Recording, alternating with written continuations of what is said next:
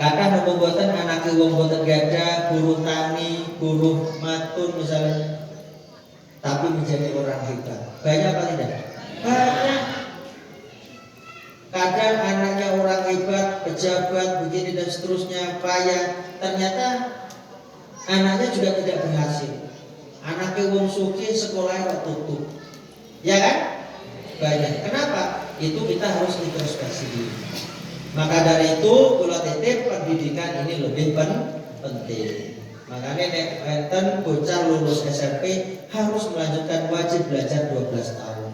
Saniki pun pemerintah pun kadang memberikan bantuan, kadang memberikan biaya untuk kepentingan pendidikan. Tidak ada alasan anak miskin putus sekolah gara-gara faktor biaya. Nah enten kamu kota titip nonton dulu ya. Tang budi tang pondok pesantren Nurut Mata nggih. Alhamdulillah kula gadah SMK hari ini jumlahnya 1000 lebih. Kula ketegakan sekolah itu 2013 2014. 14 sekarang sudah 20 berarti 6 tahun. 6 tahun alhamdulillah siswanya sudah 1000 lebih. Dan itu sekabupaten Banyuwangi kategori sekolah swasta yang baru berdiri yang paling banyak siswanya, dan insya Allah kemajuannya pesat kita menurut aku. Dan satu-satunya SMK di Kecamatan Songgol. Menawi jenengan wonten derek tonggo atau anaknya sendiri titipkan. Oke, kamu ojo putus sekolah. Mandal ala khairin falau mithlu ajri fa'ilih. Sapa wong kang nuduhaken dalan kebaikan, maka dia akan mendapatkan pahala sama sebagaimana orang yang melakukan kebaikan itu. Contoh, wonten bocah yatim, bocah boten mampu, karep sekolah karep mondok, sampai menunjukkan informasi, sekolah ning Nurul Taqwa dhewe ana ning Pak Mahrus, kapanane esuk tasakuran ning masjid, kapanane tasakuran ning masjid diomongi ana yatim utawa yang mampu titip nopo. Sampai menunjukkan jalan itu, ngasih informasi, kemudian anak itu mau sekolah, mau mondok, jadi tanduran amal kebaikan jenengan. Ketika anak ini sukses berhasil, maka pahalanya akan mengalir ke jenengan. Kenapa? Lantaran sampai memberikan informasi, memberikan pintu yang terbuka untuk jalan kebaikan. Sebaliknya, man a'ana ala maksiatin walau bisyatri kalimatin kana syarikan lahu fiha. Barang siapa yang tolong menolong dalam urusan maksiat, walau bisyatri kalimatin, senajan sakecap, napa sakecap sak kalimat, kana syarikan lahu fiha, maka yang termasuk orang kategori ikut terlibat dalam urusan maksiat. Contoh misalnya, ada orang ning jalan katanya jalan ning Padang Bulan kan lagi. Sama nih kan. Terus apa Pak? Terus senengan. Terus nyari bini misalnya. Oh, ini kan sampean ke timur, yang isi juru misalnya. Sampai tunjukkan itu sampai sudah ikut terlibat dalam urusan maksiat. Kenapa? Karena sudah jelas-jelas orang ini mau maksiat. Apalagi sampai kemudian monggo belum terangkan kata marah ya. Karena jadi syukur yang hari ini kita lakukan mudah-mudahan bermanfaat bagi keberkahan desa Ciberawu. Saya insya Allah sebagai wakil rakyat berkomitmen selama saya menjadi wakil rakyat, saya punya komitmen harus bermanfaat untuk kepentingan rakyat. Karena saya dibayar dengan uang rakyat, tentu keringat yang saya keluarkan harus betul-betul manfaat yang nyata dirasakan. Jadi duluan kita sudah ada PR. Apalagi belum disabati guru sempol sempol guru TK PAUD atau TK itu.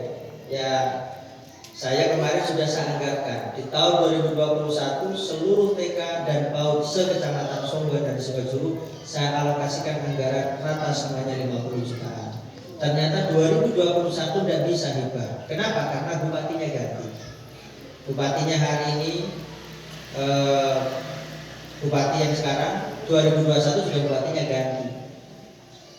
Ya kan? Ganti. Belum buatan kampanye tadi. Karena di masjid saya harus menghormati marwah masjid. Jadi intinya ganti bupati tidak bisa hibah.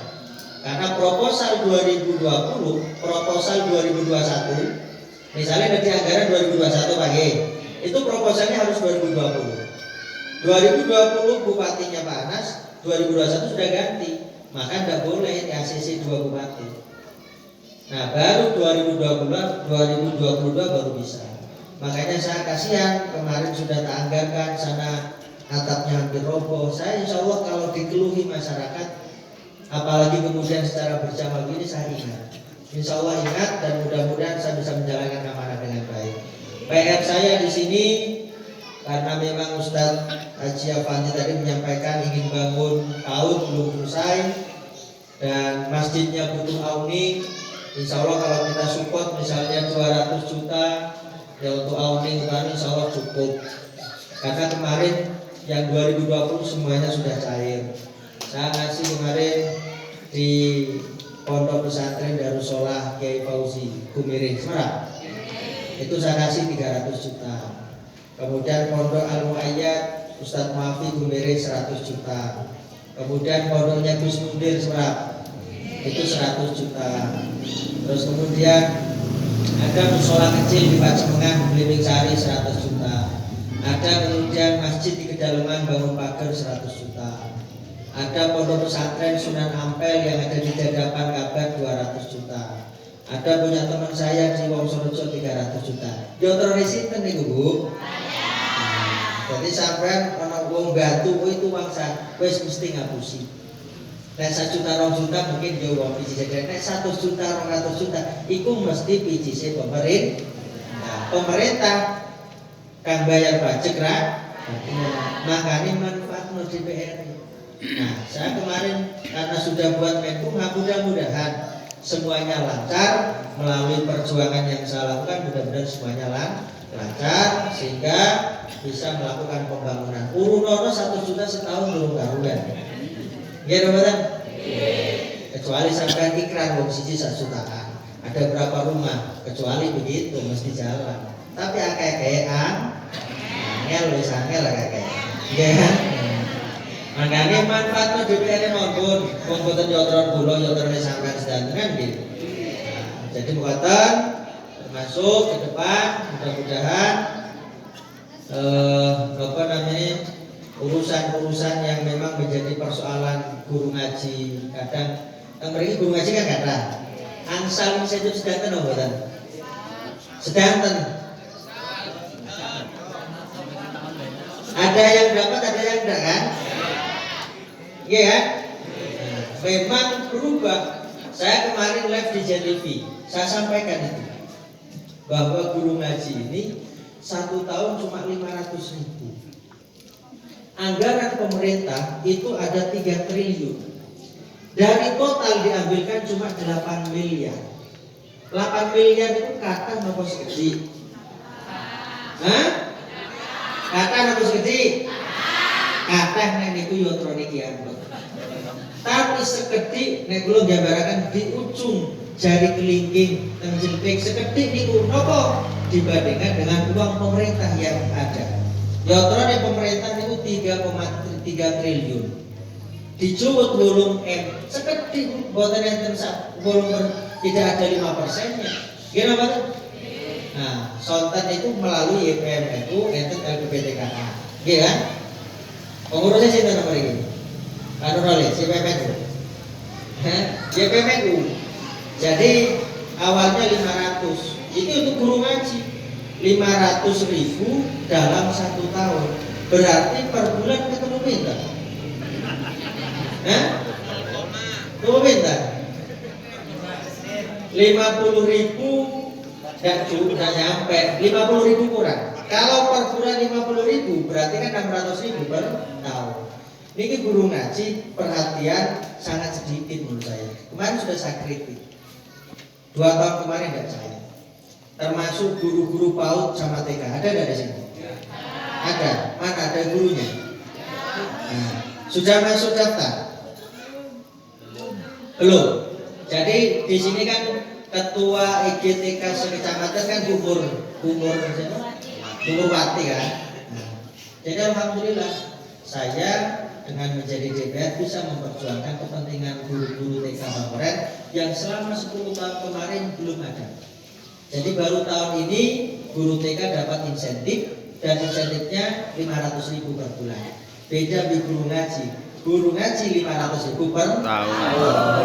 Guru TK 500.000 per tahun. Tapi guru ngaji lagi jadi kita ketong 100.000. Tapi kadang buat tenang, dari 16.000 yang data kemarin, 10.000 yang dapat. 6.000-nya apa? Kemana? Kira akan betul paham. Karena datanya berubah dari YPMNU, dari LPTK masuk ke desa. Jadi kemudian desa melalui smart kampung. Dan itulah bagian dari dinamika urusan-urusan bagaimana sentuhan program pemerintah harus betul-betul menyentuh kepentingan rakyat secara nyata, utamanya garda terdepan para tenaga pendidik, baik itu urusan pendidikan formal maupun urusan pendidikan non formal. Guru ngaji ini memang tidak pernah minta, ya betul? Karena beliau-beliau ikhlas, kadang murid ngaji tidak pernah dimintai urunan, wesing duweni injal wesing bayar urunan, kadang listrik. Ya listrik dan bayar kadang ngerusak fasilitasnya, temboknya dicoret-coret dan seterusnya, padahal yang tahu milu urunan. Tapi guru ngaji ikhlas, ya nomor tidak pernah minta bayaran. Tapi setidaknya pemerintah harus hadir di situ dalam rangka menggapai warobun, mencari keberkahan, mencari ampunan dari Allah Subhanahu wa Ta'ala melalui pintu guru-guru ngaji di bawah. Makanya guru ngaji harus lebih diperhatikan. Guru-guru PAUD, guru-guru TK karena mendidik mulai awal itu harus lebih diperhatikan. Karena saya pernah diwasiati Kiai As'ad ngeten Pak. Kiai As'ad itu nanti saja. Dok, mohon oleh kamu kota. Cek kalau baik kamu ngaji sing ngajarkan kali kata. One kan? One. Bahkan mau mulai dari pondok ke rumah. Bahkan cek kalau baik guru ngaji sing ngajar alif ba. Kan guru-guru TPK ngajar alif ba kan? Itu guru yang paling utama. Kenapa? Karena dari dia ngajar alif ba dia bisa ngaji, dia bisa baca. Maka yang membuka pintu ilmu ya guru-guru TPK yang di bawah itu, yang ngajar alif ba itu yang paling mulia. Maka sampai pesan sama anak-anaknya, kalau pulang dari pondok suruh suan ke guru-guru ngajinya yang dilanggar-langgar, yang ngajari alif ba yang kadang mereka itu dilupakan, gitu kan? Padahal tokoh mereka.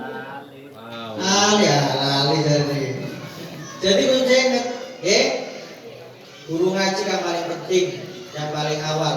Saya alhamdulillah dulu itu saya pernah masih kecil ketemu yang namanya wali kota Jakarta, orang Banyuwangi. Orang Banyuwangi, saya masih kecil. Saya punya saudara di Banyuwangi. Kemudian ketemu wali kota itu, nenek saya di Banyuwangi, kemudian bilang, itu wali kota Jakarta ini, namanya Pak Kahfi apa namanya? Ini wali kota Jakarta. Lari di, bahasa begitu. Ini setiap mulai ning Banyuwangi mesti goleki guru SD nih. Mesti goleki guru SD nih, ono ning tukang kayu.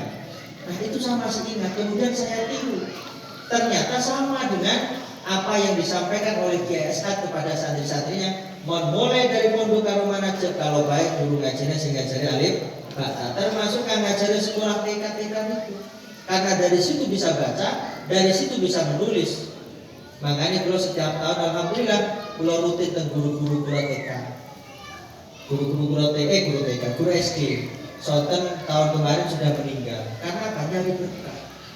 Makanya penting putra-putri sampean diajari dikatakan misalnya kamu mondok jolali nih ustadz itu kan ngajari alif bata apa guru-guru TK yang ngajari ABCD karena dari situ keberkahan akan muncul. Keberkahan itu nopo diparingi gampang boleh jalan dia nopolan. Nah itu mawon akan sangat kula sampaikan mungkin manfaat barokah dan sedatan diparingi sehat lahir batin lebih-lebih dalam kondisi pandemi COVID-19 ini. Watan saya dulu, wallahul muwaffiq ila aqwamit thoriq. Wassalamualaikum warahmatullahi wabarakatuh. disampaikan terima kasih. Memasuki acara selanjutnya yakni